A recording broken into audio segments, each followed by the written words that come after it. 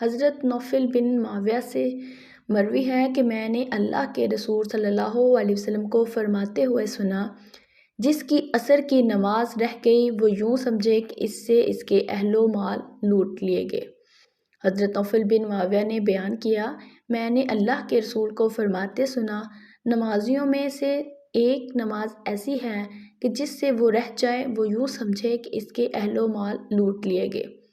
حضرت ابن عمر رضی اللہ عنہ نے فرمایا، میں نے اللہ کے رسول صلی اللہ علیہ وسلم کو فرماتے سنا کہ وہ عصر کی نماز ہے۔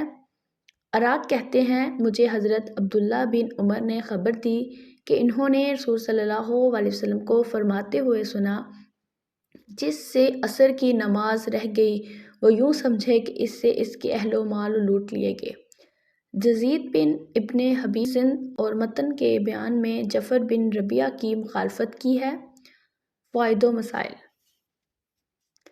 یزید بن ابن حبیب اور جعفر بن ربیعہ حضرت اراک کے شاگرد ہیں۔ دونوں نے سند میں اختلاف کیا ہے اور متن میں بھی۔ سند کا اختلاف تو یہ ہے کہ یزید بن ابن حبیب کی روایت میں ہے کہ حضرت اراک کو یہ بات پہنچائی ہے کہ حضرت نوفل بن معاویہ یوں فرماتے تھے، گویا اراک نے خود حضرت نوفل سے نہیں سنا، جبکہ جعفر بن ربیعہ کی روایت میں سماعت اور تحدیث کی صراحت ہے۔ ممکن ہے پہلے اراک نے یہ روایت واسطے سے سنی ہو، پھر براہ راست سن لی اور دونوں طرف بیان کر دیا۔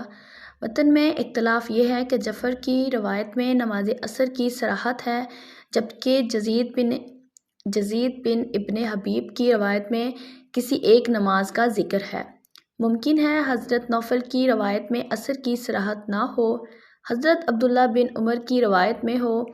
پہلے حضرت اراک مہم بیان کرتے ہوں گے، پھر حضرت ابن عمر ہی سے صراحت کے بعد انہوں نے حضرت نوفل کی روایت میں بھی نماز عصر کی صراحت شروع کر دی ہو۔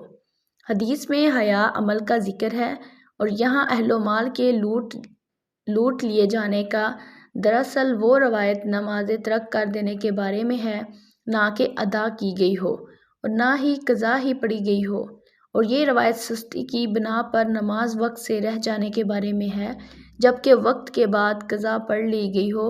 اہل و مال کا لوٹا جانا بھی معمولی نقصان نہیں ہے۔